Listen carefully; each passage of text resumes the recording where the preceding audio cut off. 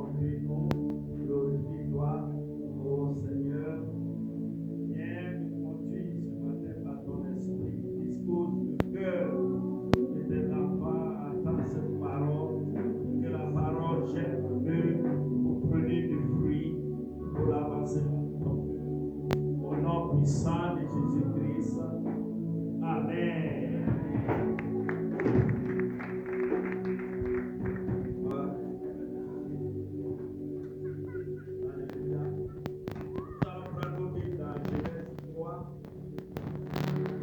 Genèse 3, versets 1 à 7. Ensuite, nous lirons le verset 23 et 24.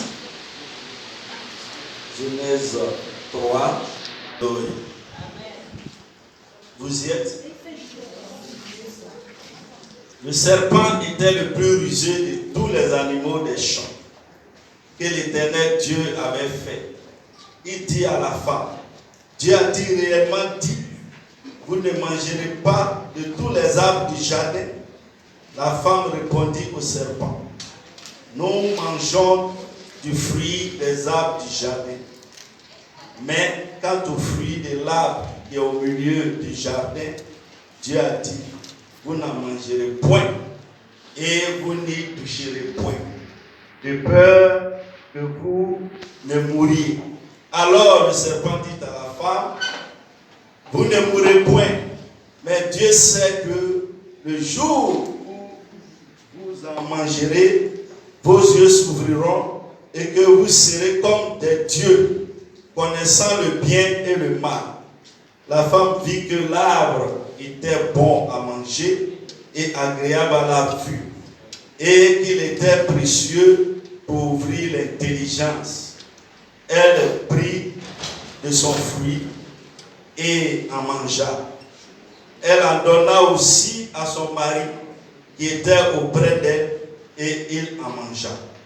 Les yeux de l'un et de l'autre s'ouvrirent.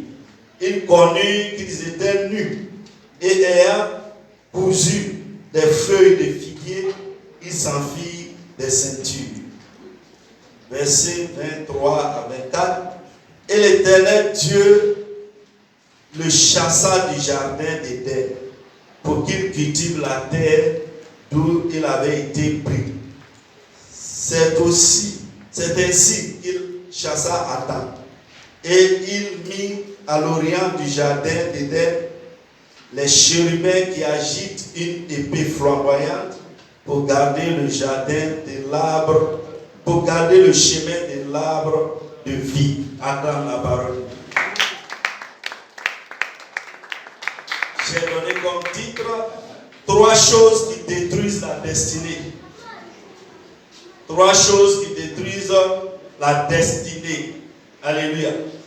Bien aimé, la destinée, c'est ce pourquoi nous sommes appelés sur terre. C'est le plan parfait de Dieu pour nous. Amen.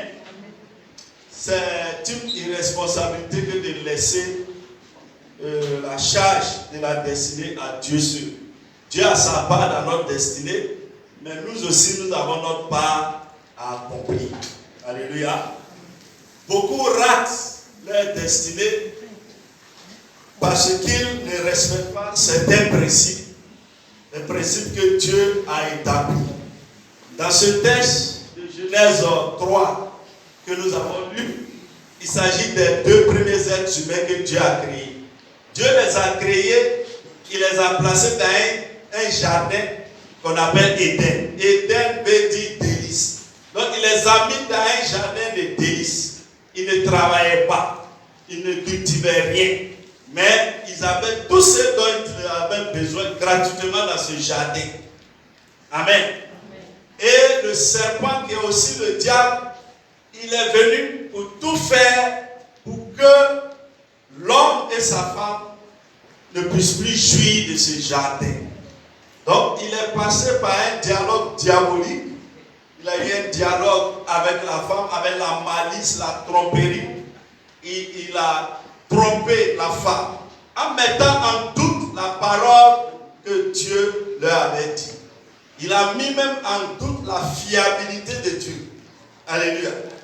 Parce que dans Genèse 2, verset 17, Dieu a dit que l'arbre qui est au milieu du jardin, qu'on appelle l'arbre de la connaissance du bien et du mal, vous ne devez pas toucher même son fruit pour dire que vous allez manger. Donc le serpent, lui, il est venu, il a commencé, il dit, est-ce que Dieu a dit que vous ne mangez pas tous les arbres du jardin? Elle dit non. On peut tout manger, mais c'est sauf cet arbre-là. Il dit non. Dieu, il n'est pas bon. Il ne veut pas que vous deveniez des dieux comme lui. C'est pourquoi il vous dit ça. Il sait que le jour que vous allez manger ça, vous allez devenir des dieux comme lui. Alléluia. Donc, il a mis en doute la parole de Dieu. Il a mis en doute la crédibilité de Dieu. Il a créé le doute dans leur tête pour les pousser à manger. Et dès qu'ils ont mangé le fruit, Dieu est venu pour le jugement. Quand Dieu est venu, ils se sont cachés. Et il dit, Adam, tu es où? Il dit, je me suis caché quand j'ai entendu ta voix. Il dit, mais qui t'a dit que... Il dit, je me suis caché parce que je suis nu. Il dit, mais qui t'a dit que tu es nu? Donc tu as mangé le fruit que je t'ai défendu. Dieu a tout de suite compris qu'ils avaient mangé le fruit. Amen. Et Dieu a fait un sacrifice d'animaux. Il a pris les peaux pour les habiller. Alléluia. Acclame la parole. Donc, bien aimé, ce acte de désobéissance a poussé Dieu à les chasser du jardin. C'est-à-dire le lieu des délices, le lieu du bonheur, la destinée qu'il avait prévue pour eux. C'est-à-dire qu'ils vivent dans ce bonheur-là, sans se fatiguer, sans travailler. Ils vont vivre de tout ce que Dieu leur a donné. Mais ils ont trouvé que c'était insuffisant. Ils ont écouté l'ennemi, le serpent, et Dieu les a renvoyés du jardin et il a fermé la porte du jardin. Il a mis des chérubins avec une épée flamboyante devant le jardin pour le garder, afin que l'homme ne puisse plus rentrer dans le jardin. Donc l'homme est parti maintenant dans le lieu où la terre était dure, la terre était aride, et Dieu lui a dit que maintenant tu vas manger ton pain à la sueur de ton front. Il a dit aussi à la femme que tu augmenteras la douleur de tes grossesses et tu accoucheras dans la douleur. Alléluia. Donc, pour avoir désobéi à Dieu, ils ont perdu leur destinée. Alléluia. Ils ont perdu le bonheur, le délice que Dieu avait prévu pour eux. Amen. Nous allons voir un texte de Pierre.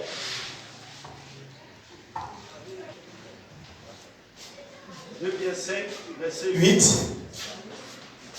Il dit, soyez sobres et veillez. Votre adversaire, le diable, rôde comme un lion rugissant, cherchant qui va dévorer. Bien aimé, nous aussi aujourd'hui, le diable, il rôde autour de nous. Il vient nous mettre des pensées dans la tête pour nous faire douter des promesses de Dieu. Alléluia. Pour nous faire douter de Dieu et prendre un autre chemin que Dieu n'aime pas pour nous faire rater notre destinée. Alléluia. Parce que Dieu dit, je connais les projets que j'ai formulés pour vous. Ce sont des projets de bonheur et non de malheur, afin que vous ayez un avenir et de l'espérance. Alléluia. C'est ce que Dieu a prévu pour nous. Mais le diable aujourd'hui vient te dire, mais il y a longtemps tu viens à l'église. Et puis, Dieu ne t'exauce pas. Il y a longtemps tu suis ce Dieu. Mais regarde comment tu es pauvre. Il y a longtemps tu suis ce Dieu. Mais tu ne te maries pas. Donc ce que tu as demandé à Dieu, Dieu ne peut pas le faire. Mais le marabout qui est à Mambo, lui, il peut le faire rapidement pour toi. Voici les suggestions que le diable nous fait. Alléluia. Il vient nous suggérer autre chose pour nous faire dévier de la voie de Dieu. Il vient nous suggérer autre chose dans nos pensées, dans nos cœurs, pour nous éloigner de Dieu. Alléluia. Bien-aimés, nous aussi, nous subissons cela maintenant dans notre siècle. Alléluia. C'est pourquoi il ne faut pas l'écouter. Il ne faut pas écouter le diable. Car Habakkuk dit que si la prophétie tarde, attends-la. Attends-la. Il faut attendre patiemment. Un jour, ça va s'accomplir. Alléluia. Un jour, ça s'accomplira. Le diable veut te faire croire le contraire. Mais moi, je te dis au nom de Jésus que ça s'accomplira au nom de Jésus. Amen. Alléluia. Amen. Je vois une gloire qui est en train d'arriver sur toi. Amen. Maintenant même au nom de Jésus. Oui, la gloire de Dieu descend sur toi ce matin. Amen. Parce que tu as cru en Jésus et tu es ferme dans ta croyance, dans ta foi. Ne te laisse pas ébranler par qui que ce soit au nom de Jésus-Christ. Amen. Donc, il y a trois choses essentiellement. On peut en trouver d'autres. Mais là, nous allons retenir trois choses essentiellement qui détruisent notre destinée, qui nous empêchent de rentrer dans notre destinée pleinement. Un, le péché. Le péché, c'est la désobéissance à Dieu. Alléluia. Plusieurs ont perdu leur destinée parce qu'ils sont rentrés dans le péché. C'est tout. Le péché qui est la désobéissance à Dieu. C'est l'exemple de Saül dans 1 Samuel 15, verset 24 à 28. Saül a désobéi à Dieu et il a perdu la royauté. Dieu l'a levé comme roi. Il était là dans son palais, il régnait encore comme roi, mais il n'était plus roi chez Dieu. Alléluia. Parce que Dieu a dit, cette guerre, quand vous allez mener la guerre, il faut tuer tout le monde dans cette ville que vous allez attaquer. Tue tout le monde, bébés, femmes enceintes, tous les animaux. Il faut les tuer. Il ne faut même pas prendre quelque chose de là-bas pour venir chez toi avec. Brûler tout. Et il est parti. Lui, il a attrapé le roi de cette localité-là. Il a capturé le gars, il est venu à lui.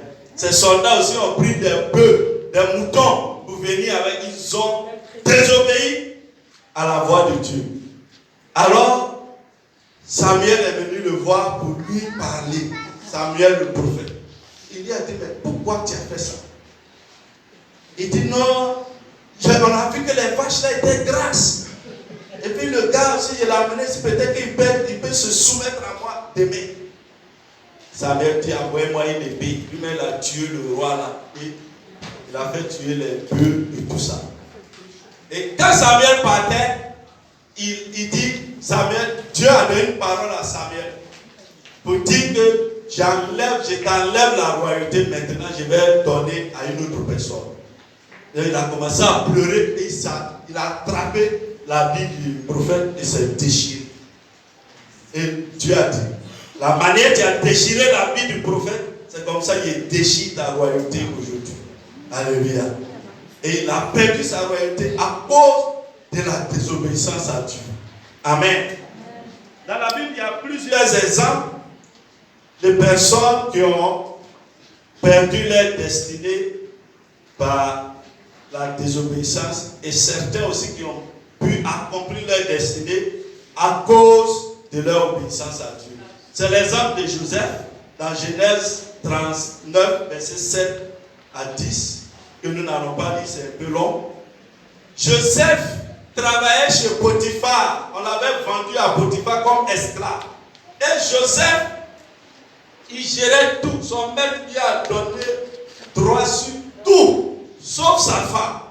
Mais la femme aussi, elle, c'est Joseph qu'elle voulait, comme son petit pompier, comme son amant. Alléluia.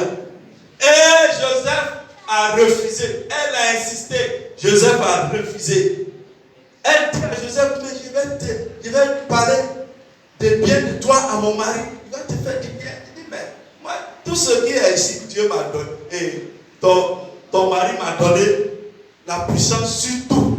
C'est quoi encore tu vas parler et puis il va faire? Moi, je ne peux pas. Et elle a tout fait. Ce n'était pas une vilaine femme, hein? C'est une belle femme. Elle a tout fait pour que Joseph aille avec elle, mais Joseph a refusé. Et Joseph a été, tout ça là a fait qu'il a eu la grâce de Dieu et il est devenu juste premier ministre d'Égypte. Alléluia. Il y a aussi le cas de Samson, qui est un mauvais exemple. Samson, à cause d'une femme, Dalila, Samson est devenu un jouet, un bouffon. Il est devenu un élément de cirque. Il s'amuse et puis les gens rient. Or, Samson était fort. Dieu lui avait donné une onction puissante. Alléluia. Nous allons lire ça. Samson, c'est Juge 16, 27. Vous allez voir, Samson qui faisait des exploits, qui avait une force surnaturelle, qui a combattu des milliers de soldats philistins avec une mâchoire d'âne. Samson, maintenant, est devenu un jouet. On dit que la maison était remplie d'hommes et de femmes. Tous les princes des Philistins étaient là. Et il y avait sur le toit environ 3000 personnes, hommes et femmes, qui regardaient Samson jouir. Donc Samson maintenant est devenu leur jouir. Il est là et puis on se moque de lui. Au lieu de susciter la crainte comme avant, à cause d'une femme, il a trahi. Il s'est trahi lui-même. On a vu son secret. On a rasé sa tête parce que sa puissance se trouvait dans ses cheveux. Il faisait ce qu'on appelle le Naziréa. Amen. Il y a Samuel aussi qui faisait Naziréa dans la Bible. Donc, tu gardes tes cheveux comme nos frères font Rasta. Voilà. Mais sa puissance était dans ça. Et la femme est toujours connue. C'est une femme qui est du peuple ennemi aux Israélites. Donc elle a séduit Samson. Elle le caresse les cheveux. Mon chéri, dis-moi d'où vient ta force. Mon chéri, dis-moi. Et puis il s'est laissé emballer dans ça. Ils ont su son secret. Ils l'ont capturé, rasé ses cheveux et il a pris de force. Alléluia. Qu'est-ce que tu as perdu à cause du sexe? Qu'est-ce que tu as perdu à cause d'un homme ou d'une femme? Bien-aimé, fais attention. Amen. Dans 2 Samuel 12, versets 5 à 7. Versets 5 à 7. Nous allons lire. La colère de David s'enflamma violemment contre ce tort. Et il dit à Nathan, l'Éternel est vivant. L'homme qui a fait cela mérite la mort. C'est lui-même qui a prononcé la sentence. Continue, mon frère. Et il rendra 4 brebis pour avoir commis cette action et pour avoir été sans pitié. Au suivant. Et Nathan dit à David, tu es cet homme. Tu es cet homme-là. Ainsi parle l'Éternel, le Dieu d'Israël. Je t'ai oint pour roi sur Israël et je t'ai délivré de la main de Saül. Alléluia. Donc, qu'est-ce qui se passe ici? David, le roi David, il a vu, il n'est pas allé en guerre. Vous savez, l'oisiveté produit le péché. Tu vois, quand tu es à la maison, tu es là, tu ne fais rien. C'est là que les péchés là arrivent facilement. Il faut être actif. Même si tu es à la maison, la Bible me dit prie. Amen. Mais lui, il se promenait sur sa terrasse en haut là-bas. Il a vu une belle femme qui se baignait. Là. Allez me chercher cette femme-là. Il faut aller la chercher. Il questionne. Il voit que c'est la femme de Uri. Un de ses soldats qui est sur le front. Et il allait à la dame. Quand il a appris que la dame est enceinte, il a fait venir son mari du front. Il lui a donné permission, va à la maison. Le gars aussi dit non, moi mes amis sont au front, puis moi je vais aller me coucher près de ma femme comme ça. Je vais rester dans la caserne. Donc il n'est pas allé chez lui, il est resté dans la caserne, toute sa permission, et il est retourné au front.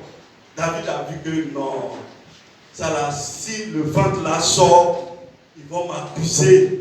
Et Et ça, c'est grave. Donc, il a écrit une lettre, il a remis à Uri lui-même. Va donner au général. Et il est parti, il n'a pas ouvert la lettre, il a donné au général. Souvent, il faut être curieux un peu quand même. Et dans la lettre, David dit, mettez Uri là où la guerre chauffe. Comme ça, quand les ennemis vont l'encercler, vous le laissez, puis vous fuyez. Et puis ils vont le tuer. C'est ce qui s'est passé, ils l'ont tué. Et Nathan est venu expliquer ça à David. David dit, mais un homme comme ça, lui il a parlé apparemment, il dit un homme a une seule brebis, l'autre a plusieurs brebis. Et puis, le soir, il a reçu des visiteurs. Et il dit, allez chercher la brebis de mon voisin. Et il y a un visiteur, il va tuer pour lui donner à manger. Et c'est la seule brebis de son voisin, il allait prendre pour tuer. David dit, un homme qui mérite la mort. Et puis le prophète dit, c'est toi-même. On voit la paille dans les yeux des autres, mais la poudre qui veut casser nos propres yeux, on ne voit pas. Et lui-même a condamné la personne. Et puis le prophète lui a dit, cette personne-là payera par 4 brebis. Lui croyait que c'était des brebis, mais c'était spirituel. C'était 4 enfants. Et David, dans sa vie, a perdu 4 de ses enfants. Alléluia. Pour avoir tué Uri, il a perdu 4 de ses enfants. Alléluia. Et même c'est son propre frère qui l'a tué. Alléluia. Donc le péché sexuel a fait que David a perdu 4 enfants. C'est 4 destinées de perdus comme ça. Alléluia. 4 destinées de perdus à cause du péché du père. Donc parfois, tu peux perdre la destinée à cause du péché de tes parents. Amen. Mais sois tranquille parce que Dieu a dit dans Ézéchiel 18, verset 20 que l'enfant ne portera pas le péché de son père. Donc tu te lèves dans la prière, que tu pries, tu demandes pardon pour les péchés de tes pères, il te sera pardonné, Dieu va rectifier ta trajectoire. Acclame Jésus. Et le dernier cas de péché qui a empêché l'accomplissement de la destinée de quelqu'un, c'est Moïse lui-même. Le grand Moïse, l'homme de l'Exode, qui a fait sortir le peuple de Dieu de l'esclavage pour l'amener à la terre promise. Dieu a dit, parle au rocher. La première fois, Dieu lui avait dit, tape le rocher, et l'eau va sortir. Parce que les gens se plaignaient. Quand tu es un leader, les gens vont beaucoup se plaindre auprès de toi. Mais garde la tête froide et analyse les situations avant d'agir. Alléluia. Parce que tu ne trouveras pas un peuple où il n'y a pas les gens qui se plaignent. Ça n'existe pas sur la terre. Tout ce que tu vas faire, tu as mis devant, dis pourquoi il a mis devant. Tu as mis derrière, dis pourquoi il a mis derrière. Tu as mis à côté, dis pourquoi il a mis à côté. Toujours, ils trouveront quelque chose à dire. Et Moïse en avait marre. Excusez-moi du terme. Moïse était fatigué. Et quand la deuxième fois, Dieu lui a dit, parle au rocher pour que l'eau sorte pour le peuple, il a pris bâton, il a frappé le rocher. Or, le rocher là, c'est Jésus-Christ de Nazareth. Amen. Donc Dieu dit, à cause de ta colère, monte sur cette montagne. Il est monté sur la montagne, il dit, tu vois la terre là, c'est joli. Tu vois ça, mais tu ne vas pas rentrer là-bas. À cause de la colère. Alléluia. Bien-aimé, maîtrise ta colère. Amen. La colère, c'est pas bon. Nous tous, nous sommes victimes de ça. Il faut être vigilants. Le diable rôde autour de nous. Et il va utiliser même des gens que tu ne crois pas que ça là peut venir pour te mettre en colère. Parce que souvent quand tu t'attends pas, ton ennemi, celui qui ne parle pas à toi, tu t'attends à ça, il fait des choses pour t'énerver. Mais lui à qui tu ne penses pas. Donc il te prend, le diable il te prend en vitesse. Il te prend de vitesse. Et puis, si tu ne fais pas attention, tu es déjà rentré dans la colère. Mais si tu es en colère, il faut demander pardon à Dieu. Alléluia. Amen. Il dit, si vous êtes en colère, ne péchez pas. Donc la colère simple, ça ce n'est pas condamnable à mort.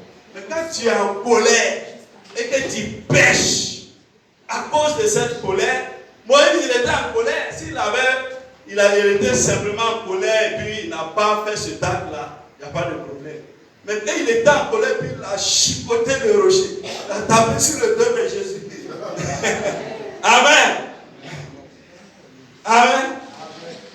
Donc, quand tu es en colère, il ne faut pas parler. Il vaut mieux quitter le lieu où c'est chaud. Voilà. Si tu es en colère, tu peux maîtriser, il ne faut pas dire quelque chose. Souvent, les mamans, les enfants font des choses. Hier, comme ça, mon petit,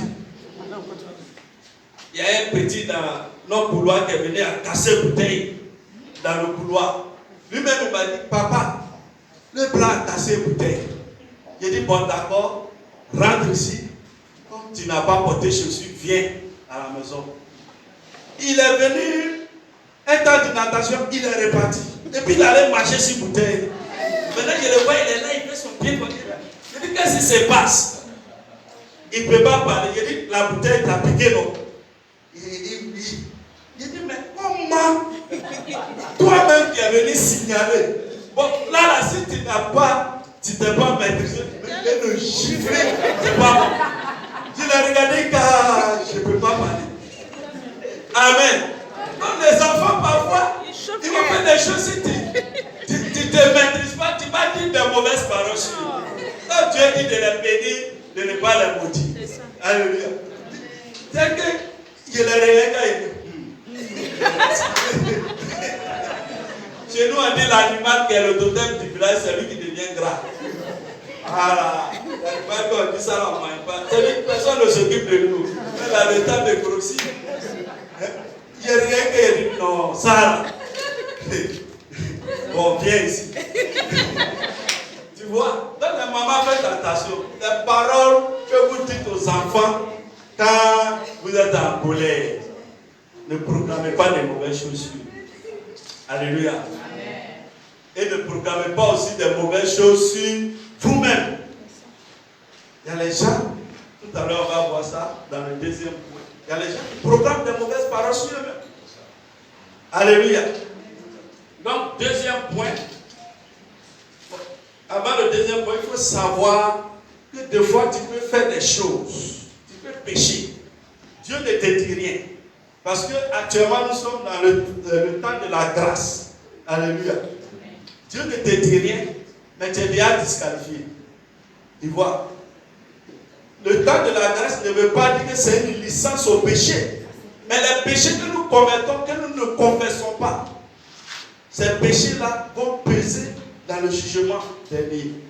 Donc c'est pourquoi si tu pêches, automatiquement, il faut te confesser, te repentir, demander pardon au Seigneur et te laver dans le sang de Jésus. Amen. Il ne faut pas garder péché là, attaché pour garder et puis continuer le chemin avec. Il faut avoir l'honnêteté, l'humilité de se repentir. Il ne faut pas dire non, on est dans le temps de la grâce, donc Dieu, bon, il va pardonner de toutes les façons. On dit qu'il est miséricordieux, non? Est-ce qu'il y a besoin de demander pardon encore? Il y a des gens qui enseignent ça. Ces hérésies-là, il y en a qui enseignent. Et il y a des gens qui avalent ça. Alléluia. Ne vous laissez pas distraire. Ce qui est écrit dans la Bible, tout le monde sait lire et écrire. Ce qui est dans la Bible, aujourd'hui, il y a Bible audio. Même si tu ne sais pas lire, Bible qui parle, tu mets dans ton portable, ça te parle. Donc, personne n'a d'excuse. Il est dit dans 1 Jean 1,9. Si nous confessons nos péchés, il est fidèle et juste pour nous les pardonner et pour nous purifier de toute iniquité. Quel que soit le péché que tu as commis, si tu as une humilité de t'incliner devant la croix de Jésus pour demander pardon, pour que son sang te lave, c'est fini. Amen. C'est là que la grâce s'applique. Mais si tu pêches et puis tu es dedans, et puis tu es content d'être dedans, tu continues dedans, tu pratiques le péché, là, tu peux perdre le salut. Ta destinée être modifié. Alléluia. Amen. Acclame Jésus.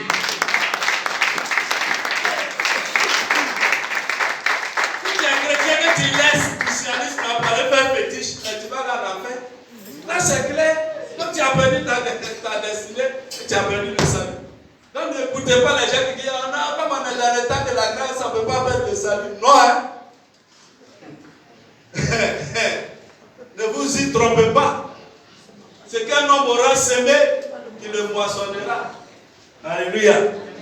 Donc, deuxième point, le découragement. Le découragement. Combien de chrétiens ne sont-ils pas découragés? Des combats, des luttes, des souffrances, du mépris, du rejet des gens, de toutes sortes d'insolence envers toi. Quand tu passes même en fait, tout ça là, ça décourage beaucoup de gens. Beaucoup sont découragés. Or, quand tu es découragé, tu es disciple. Parce que Dieu cherche des gens qui ont la foi, qui croient, malgré les épreuves, malgré les persécutions, malgré les afflictions, malgré les difficultés. Il ne faut jamais se décourager de Dieu. Alléluia. Qui pourra nous séparer de l'amour de Dieu? Est-ce l'épée? Est-ce la mort? Est-ce le dénuement? Je n'ai pas d'habit. Donc je suis découragé. Je vois mes soeurs là. Elles portent des beaux habits. Moi, toujours ces mêmes habits là. Je lave là, c'est déteint. Et puis je suis découragé. Mais Dieu même nous autres là, on est venus pour accompagner les gens. Découragé. Amen. Amen. La pauvreté, la misère. Ça fait 20 ans que tu pries, tu gères. Mais la situation financière ne change pas. Alléluia. Moi, dans mon quartier là-bas, les païens qui sont autour de vous, ils ont climatisé dans leur maison. Le pasteur n'a pas climatisé. Quand il fait chaud, je donne des fois ma fenêtre ouverte à 1h du matin, 2h. Parce qu'il fait chaud. Donc quand il a regardé ça, les païens même ont climatisé. Il y a un marabout à côté de moi. Ils étaient 3 marabouts. Il y a 2 qui ont déménagé, il reste 1. Bon, lui là, c'est maison familiale. Donc, mais on a très prié. Alléluia. Donc, marabout, il a climatisé, 2 climatisés chez lui. Et puis le pasteur même là, il n'a pas climatisé. Et puis bon, si c'est quelqu'un qui va regarder ça, il s'est découvert. Moi, il y a des marabouts comme lui. Comme ça, il va voir. Ou bien, il ne faut pas vivre ta vie en fonction des autres. Alléluia. On n'est pas en concurrence avec quelqu'un. On n'est pas en concurrence avec quelqu'un. Tu vis ta vie par rapport à qui? Hein? Moi, je ne regarde pas mon voisin pour vivre. Ce que Dieu m'a donné, c'est pour moi. Et je me contente de ça. Et je vois que demain, il va changer. Amen. Si je suis prêt, il va changer. Alléluia. Amen. Dis-toi que toute bénédiction que Dieu va t'envoyer, il te prépare d'abord à cette bénédiction. Amen. Si tu n'es pas préparé pour ça, si ça ne vient pas, c'est parce que tu n'es pas encore prêt. Alléluia. Quand ça va venir, c'est que tu es prêt. Papa nous a raconté une histoire ici. Il dit un jeune homme d'une famille riche. Il est derrière son papa. Je veux Ferrari. Je veux Ferrari. Je veux Ferrari. Je veux Ferrari. Ferrari actuellement là, ça coûte 400 millions. Tu peux checker si peut-être même que ça dépasse maintenant. Je veux Ferrari. Je veux Ferrari. Le jour de mon anniversaire, papa Ferrari. Son vieux dit non, on va te donner un cadeau. Laisse Ferrari. Et il est passé par sa maman. Maintenant pour influencer le vie. Il a payé Ferrari. Le même jour il a eu Ferrari, il est mort dedans. Mais c'est des moteurs puissants, des sports, des bolides, des puissances 12 chevaux. Au moins, quand il dit démarre comme ça, fion, il est parti. Et il a pris ça là. Boum, boum. Ils sont venus le ramasser sur le goudron à peine. Donc si Dieu ne te donne pas certaines choses, sois patient. c'est parce que tu n'es pas encore prêt pour ça. Quand tu auras le permis de ça là, ils vont te donner. Attends Jésus.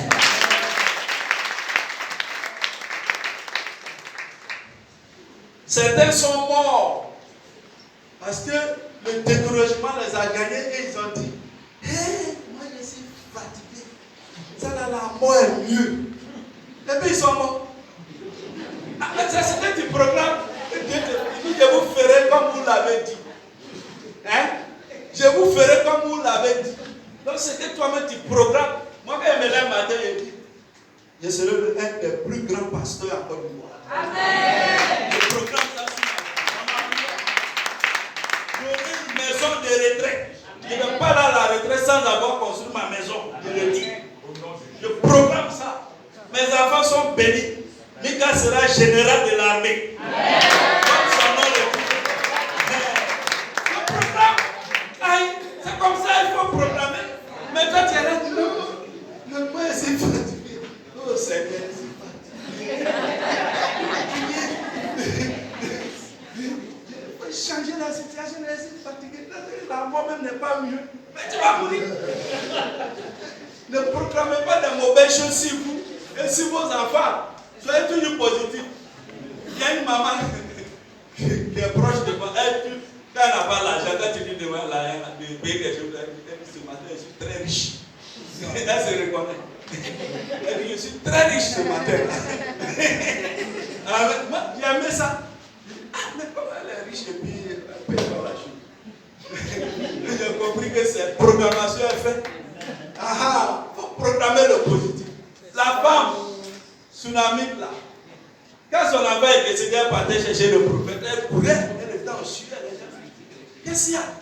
Elle dit tout va bien. Tout va bien. Tout va bien. Jusqu'à elle est arrivée chez le prophète. Au prophète, son nom a dit. Elle sait que c'est Dieu qui est là. Mais c'est prophète. Tu as prié, j'ai eu l'unique enfant. Le prophète dit bon. Tu as dit à quelqu'un non. Ah, ça c'est bon. Alors, tu as une bonne foi. Et puis il est parti, il a prié, l'enfant est ressuscité, attends Jésus. Amen. Ça mon enfant. Non, moi je suis fatigué. Élie le prophète. Quand Jézabel a fait tuer les autres prophètes, elle dit cherchez-moi Élie. On finit à lui aujourd'hui.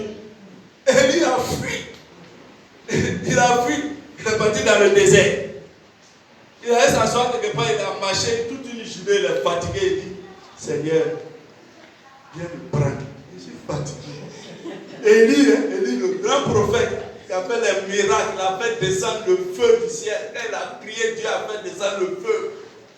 Amen. Élie, Seigneur, me tuer en même temps, prends-moi. Ah, une femme, j'avais derrière moi. Je suis fatigué. Dieu lui a dit, calme-toi. Et puis Dieu lui a donné les instructions. Alléluia. Donc ne proclamez jamais les mauvaises choses sur vous. Dans le tas des livres, vous pouvez le voir dans 1 Roi 19, versets 2 et 4. Amen.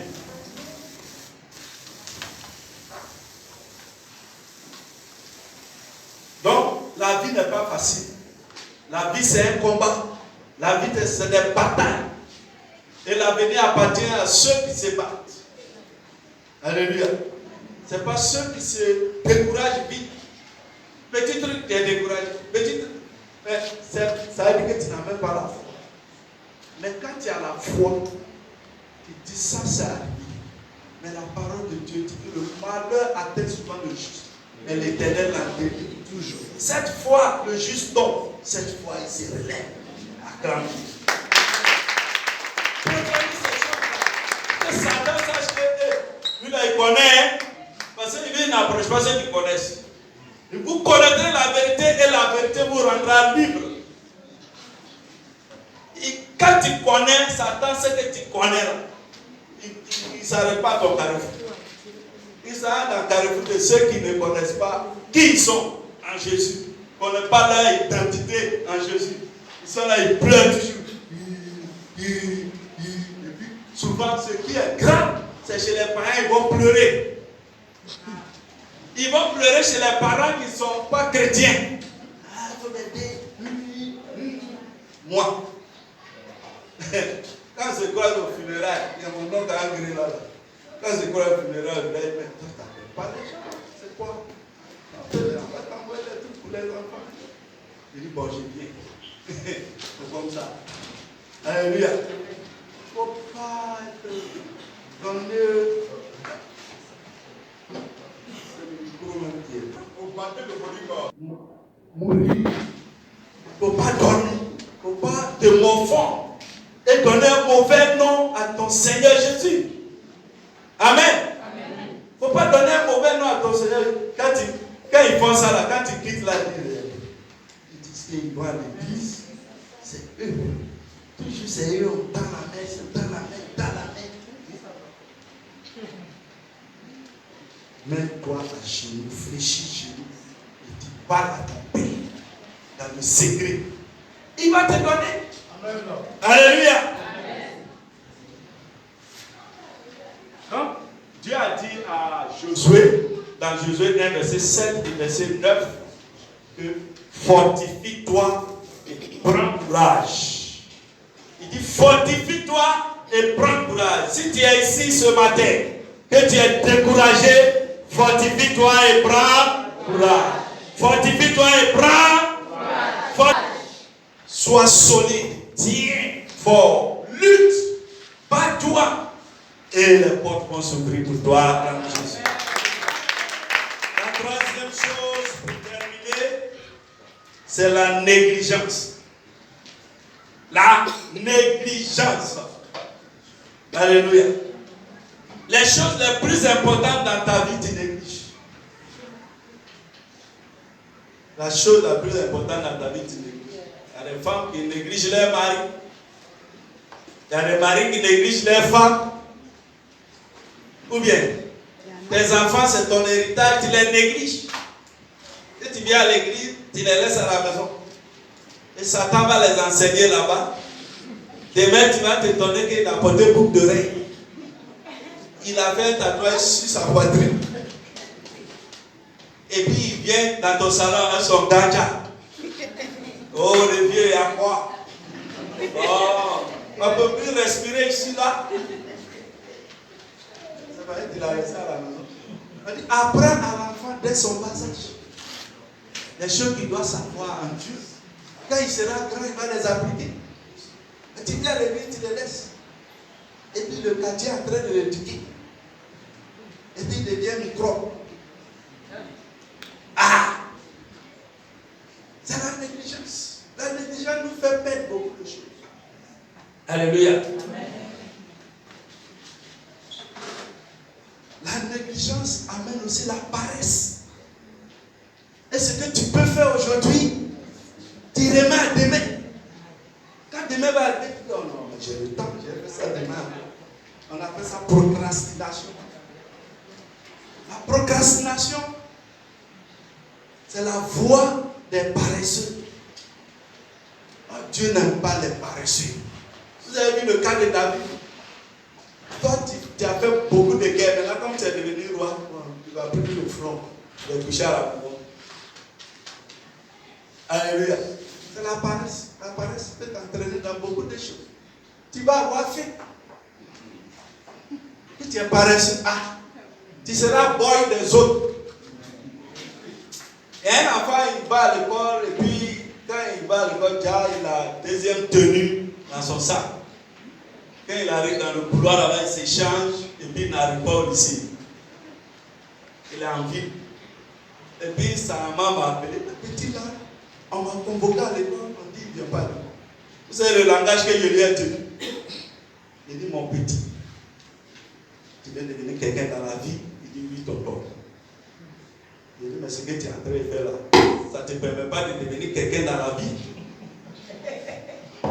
C'est l'école qui va faire que tu vas devenir quelqu'un dans la vie. Maintenant, si tu veux devenir boy des autres, jardinier, chauffeur, on va crier toujours sur toi. Bon, ça, la voie que tu as empruntée, c'est bon. Continue. Et puis, je l'ai laissé. Je n'ai même pas dit quelque chose d'autre. Je l'ai laissé.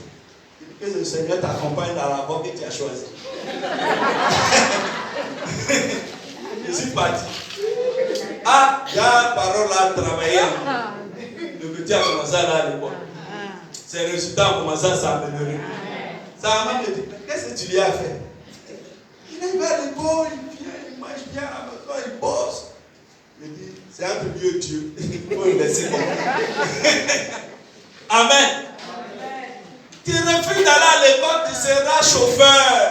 Tu seras boy des gens. Les enfants vont monter derrière, oh toi là.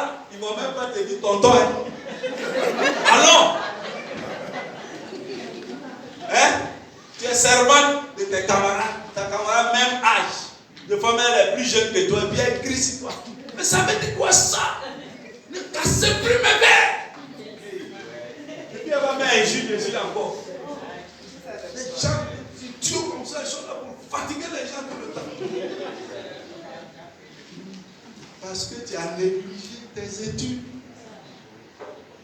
Si tu étais allé à l'école, au lieu de suivre les garçons, tu serais patron aujourd'hui quelque part. Les gens vont te servir. Alléluia. Ne soyez pas négligents. Tout ce que vous avez à faire, faites-le bien. Comme pour le Seigneur. C'est là que la bénédiction va venir. C'est là que tu vas rentrer dans l'accomplissement de ta destinée. Mais tu es négligent. Dieu même ne fait rien à les négligents. Il dit dans Proverbe 13, verset 4, que l'âme du paresseux a des désirs qu'il n'arrive pas à satisfaire. L'âme du paresseux a des désirs. Et puis c'est les paresseux qui sont vieux. Tu vois dans ta grosse voiture comme ça, là, ils rêvent. Mais toi, tu ne travailles pas. Tu es en train de jouer carte tout le temps. Tu es en train de boire belé. Chez moi, là-bas, il y a un groupe là, ils sont assis. Matin, quand ils sortaient, ils étaient là. Un jour, je suis allé les évangéliser, pasteur, devant nous ici, là. Matin, ils sont assis jusqu'à le soir. La vieille, là, les chasse. Ils m'ont dormi, aller chez vous. Il faut pas là-bas, la vieille. Ils sont là, ils boivent belé 50. Et puis ils causent. Et puis c'est les mangeurs de chats du quartier. Ils sont là, ils mangent chat, ils boivent boutou. C'est là à venir qui est là. Là à venir, ils ont déjà piétiné. Et puis ils sont en moins. Amen.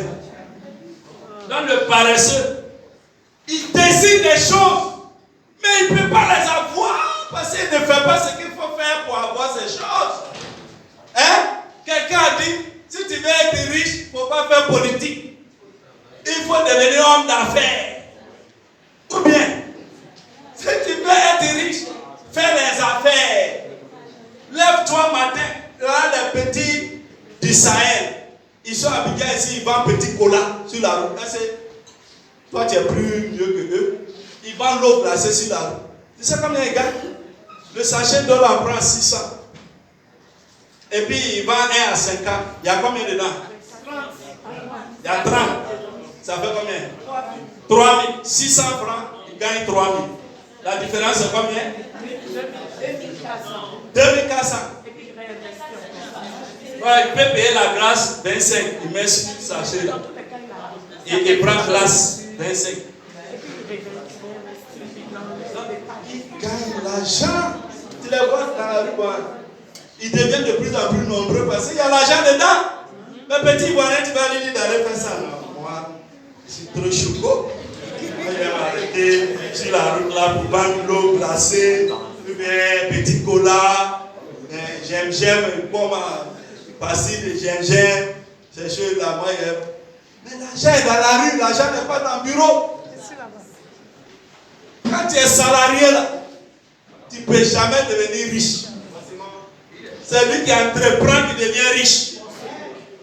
Tu es salarié, chaque fin du mois, on te donne. Toi aussi, tu donnes à propriétaire, CIE, Sodeci, Canal, Wayoué.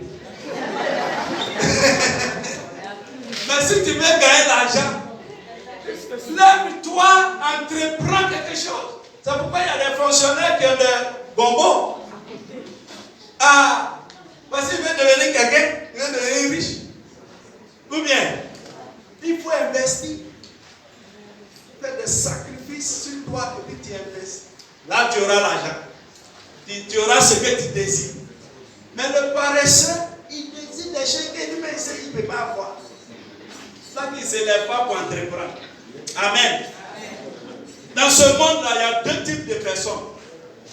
Il y a ceux qui attendent que les choses viennent à eux. Ceux-là, c'est les paresseux. Lui, il dit, chez nous, il y a un conte que nos parents nous racontent. On dit, il y a un gars, il est parti au champ. Et puis, à la limite de son champ, pour son voisin, il y avait une butte d'igname. Mais tu sais, quand l'igname commence à se former, la butte, là, il y a des traits dessus. C'est comme si la terre s'ouvre. Il a ouvert un peu comme ça. Déjà, c'était de l'or. Il a vu de l'or. Il dit, bon, si Dieu veut me donner l'or, à la maison, il va m'envoyer. Il a fermé. C'est ma grand-mère qui nous a raconté une chose. Il a fermé. Il dit, moi, si Dieu veut me bénir, là, ça va vraiment envoyer. Il va m'envoyer ça en brousse. Et puis il a dit à son voisin, il y a une igname sur notre limite là. J'ai ouvert, il y avait de l'or dedans, mais moi il a dit, si Dieu veut m'envoyer, il n'a qu'à m'envoyer à la. Son voisin, lui, il allait prendre. Quand il allait, attends, je viens. Quand lui, il a ouvert comme ça, les abeilles sont sorties. Ils l'ont chicoté. Les abeilles l'ont poursuivi jusqu'à. Il a tout fait, il est venu fermer le truc. Les abeilles ont disparu. Lui, il est mauvais. Il les abeilles me tuent.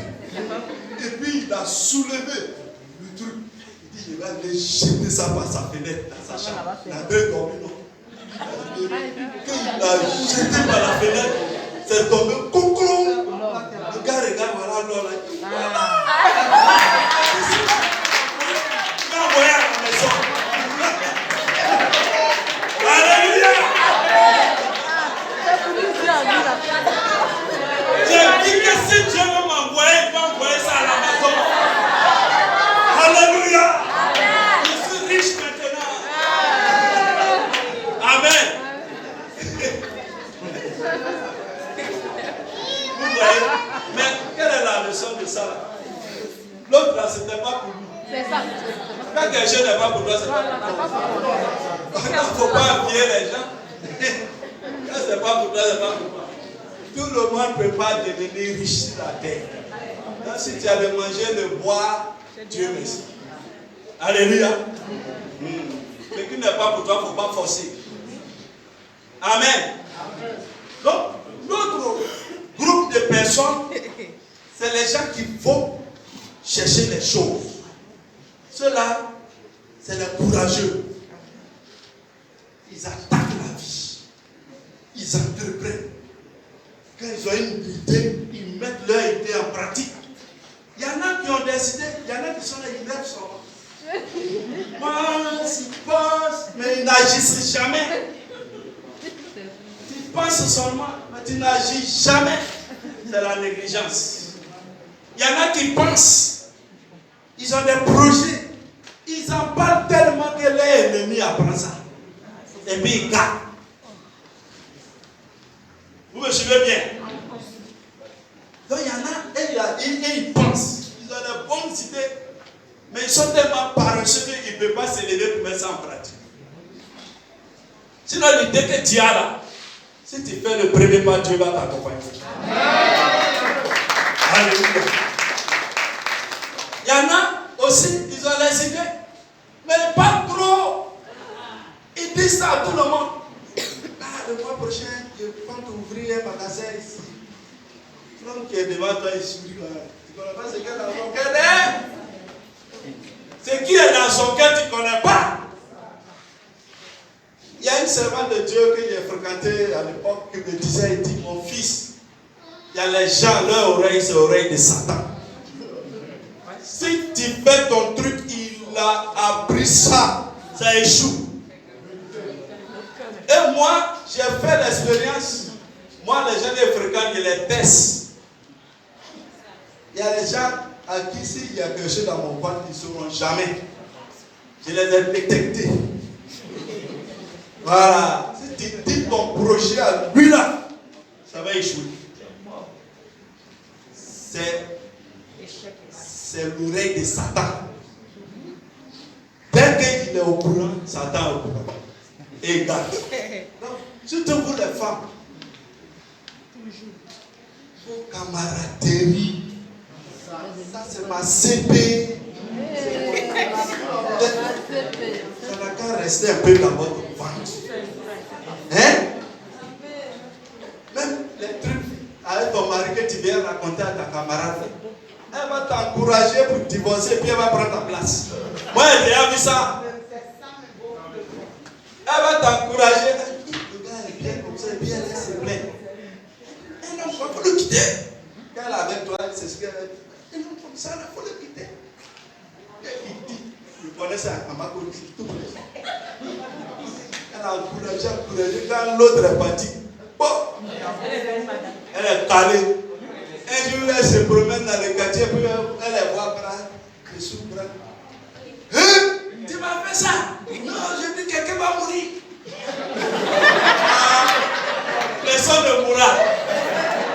Mais c'est toi seul qui va mourir. Amen. Vous avez trop vous confier.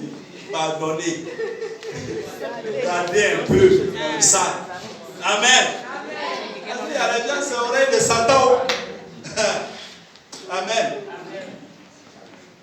Donc, il y a les meilleurs, c'est ceux qui ont des idées, ils pensent, ils ont des idées, et ils font le pas. Ils mettent ça en application, ils ne sont pas paresseux. Dès que l'idée vient, ils se donnent les moyens pour accomplir ça rapidement. Ça, c'est les gagneurs. Ce n'est pas des losers, c'est les gagneurs. Amen. Ils sont fervents, ils sont audacieux, ils sont efficaces. Ceux qui réussissent dans les affaires, c'est les gens audacieux. Mais d'autres calculs disent, ça va marcher. On dit escargot là, on investit 5 millions, on a 100 millions. Moi, je suis partant. Acclame Jésus. Il ne faut pas te poser des questions. Il dit, jette la semence. Tu ne sais pas ce qui peut pousser. Qui ne réussit rien n'a jamais rien. Ou bien, vous Ivoiriens a peur de prendre des risques. C'est pourquoi les autres nous ont dépensé dans les commerces, dans les activités. Il ne faut pas être paresseux et puis avoir peur. Il faut prendre des risques. Investir en bourse, c'est un risque. Parce qu'aux États-Unis, dans les grands pays, là, il y a les gens qui ont investi en bourse et puis ils ont tout perdu. Mais il y a des gens aussi qui ont investi et puis ils sont devenus très riches. Donc c'est perdu, gagné. Mais toi tu veux attendre jusqu'à... Des fois même quand tu tries beaucoup, c'est mauvais là que tu choisis. Amen. Il ne faut pas trop réfléchir. On a dit, on a partagé les 5 millions en actions. 100 000. Si tu n'as pas 100 000, tu as 50 000, associez-vous. Vous prenez une part. Même si vous êtes 4, vous avez 25 000, ça fait une part. Vous prenez une part. Quand ce que vous allez gagner là, vous allez en 4 chacun. Il ne faut pas te soustraire. Amen. Il faut être courageux, il faut être audacieux. Il faut avoir de l'audace dans la vie. Il faut être déterminé. Il ne faut pas être amorphe. Il ne faut pas être dormant. Il ne faut pas être un béni oui. Les bénis oui là, c'est les gens, tout ce que tu dis, oui, d'accord. Il est d'accord à tout. Il n'est jamais. Donc, les gens comme ça, ce n'est pas des bons leaders. Si tu es dans une société, à chaque fois le directeur vous réunit pour les réunions, et puis toi, tu n'exprimes jamais ton idée parce que tu veux paraître sage. Donc tu es assis là, tu ne dis rien. Quand ils vont chercher quelqu'un à nommer à un poste de responsabilité, tu ne vas pas te choisir. Parce que tu es sage à tes propres yeux, mais tu n'es pas sage. Alléluia. Hein? Il faut exprimer ses idées et les défendre avec les arguments. Quand le patron voit que tu es quelqu'un, il a les idées. Et puis il défend son opinion et puis là, c'est un leader. c'est ceux-là qu'on nomme à des postes de responsabilité. Mais toi, tu es un béni, oui. Tu sais ce qu'il dit, oui. Patron, on va faire ça. Oui.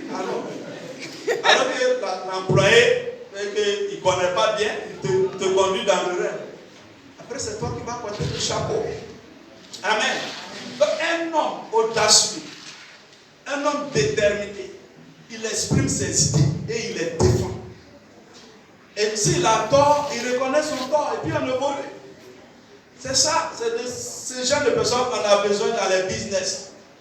On n'a pas besoin de se bénir, oui.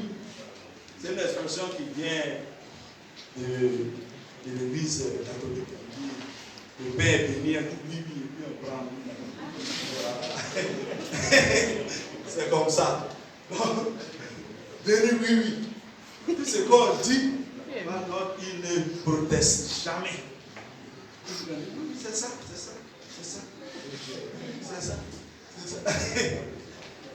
Amen. Il ne faut pas être comme ça. Il faut être quelqu'un qui exprime ses idées et qui les défend. Bien sûr, dans le respect des autres. Amen. Voilà. Pas faire comme certains chroniqueurs qui rentrent dans les paroles désobligeantes. Non. Il faut défendre ton idée. C'est ton opinion, tu défends. Notre c'est l'argument. Là, vous jaugez et puis vous voyez ce qui est meilleur, vous retenez. Et puis chacun, on progresse. Amen. Donc si Dieu t'a révélé quelque chose pour ta vie, il faut t'élever pour agir, pour que ça s'accomplisse.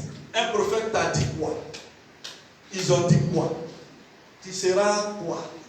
Qu'est-ce qu'on t'a dit? Ce qu'on t'a dit là.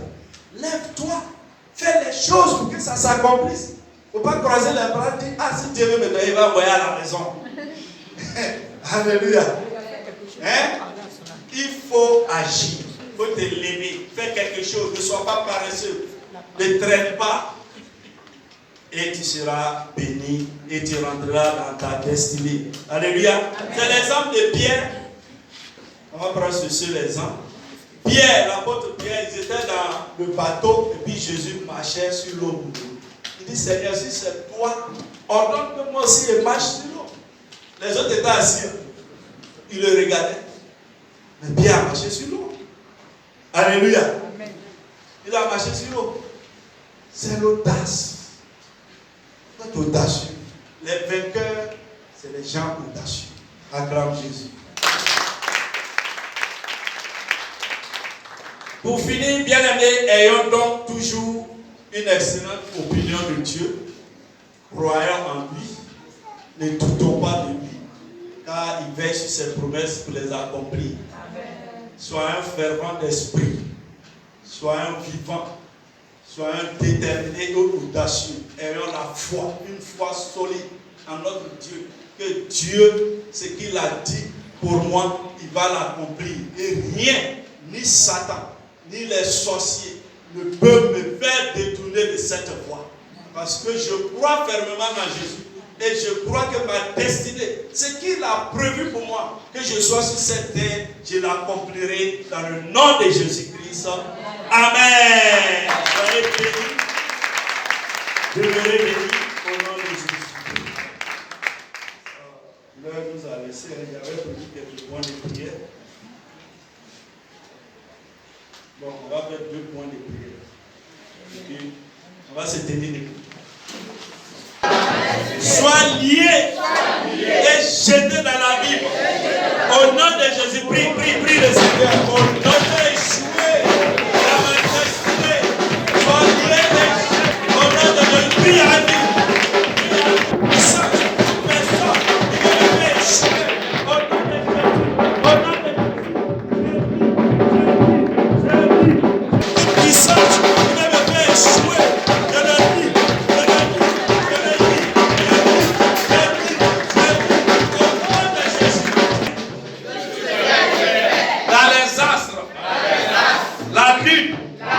Le soleil, pour dévier mon étoile, soit annulé par le sang de Jésus. Prie le Seigneur. Donnez à la terre, à ma défaveur, soit annulé par la parole de Dieu. Au nom de Jésus-Christ. Dieu m'a exprimé les sacrifices. Quand je serai la vie, que je serai béni, que je réussirai, que je monterai très haut. Au nom de Jésus. Sois